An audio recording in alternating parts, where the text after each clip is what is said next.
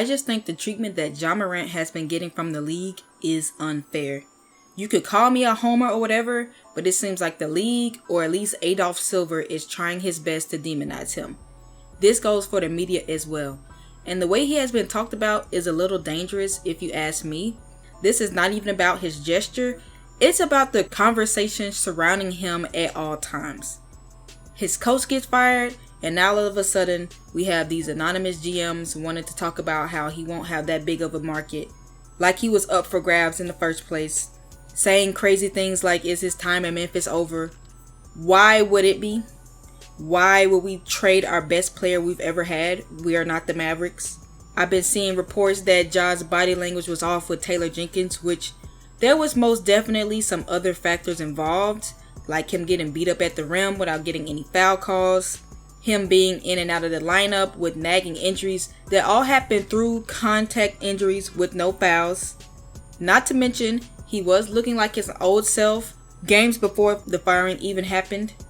God forbid Ja wear a grill on media day and now people want to call him a thug, which is pretty racist, by the way, because they are essentially stereotyping him because wearing grills is a part of black culture here in the South. He can't be mad, otherwise he's a fake wannabe gangster from the suburbs, which I don't even know where y'all got that from. Did we not all see him jumping on tires in the backyard?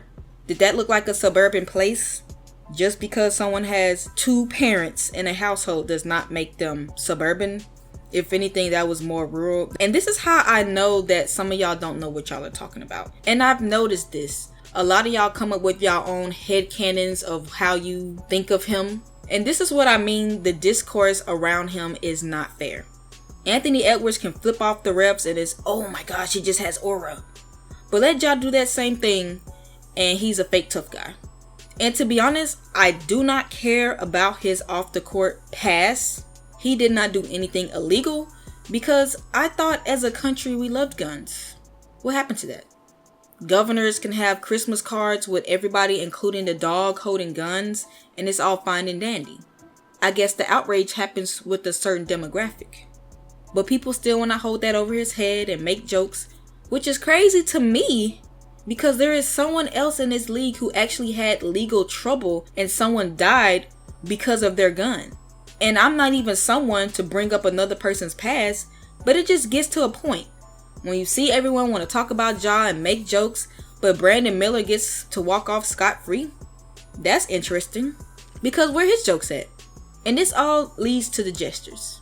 First of all, he has been doing that gesture for a good minute. Then all of a sudden, the league wants to review it because freaking Draymond want to snitch, and I know he ain't talking. And now there's this big song and dance of one of the players when other players in the league do similar or the same gesture. Like when Dyson Daniels sprayed the other team's bench, did the exact same pose, and the Lakers even posted it on Instagram. Where his spine at? Or the Ant-Man trigger celebration. Because you clearly do have a tolerance for gun gestures, but then you find Ja my entire salary and some. When multiple players did that gesture right after the warning happened. Even somebody on the Warriors did the same gesture. Where's they fine? Okay. And at this point, I think the league just needs to come out and say there's only a problem when Ja does it.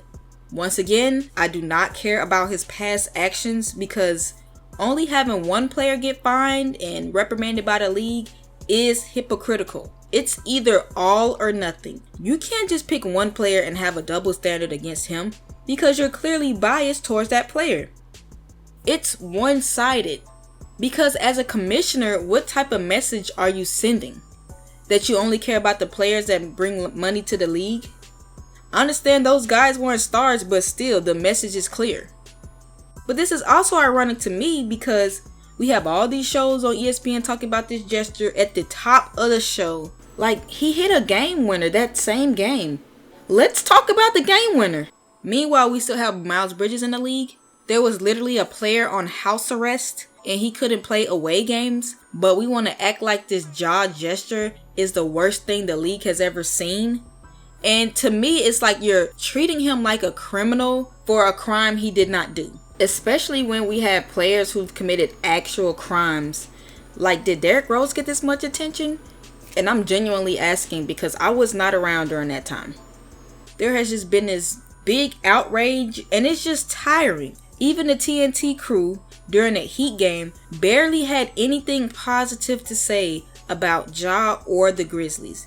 And that is just not cool. And I don't appreciate them trying to demonize my point guard. And they overanalyze everything he does. And I'm just glad that he's recognized how they are trying to paint him in a negative light. But no matter what the media says, they can never make me hate Ja.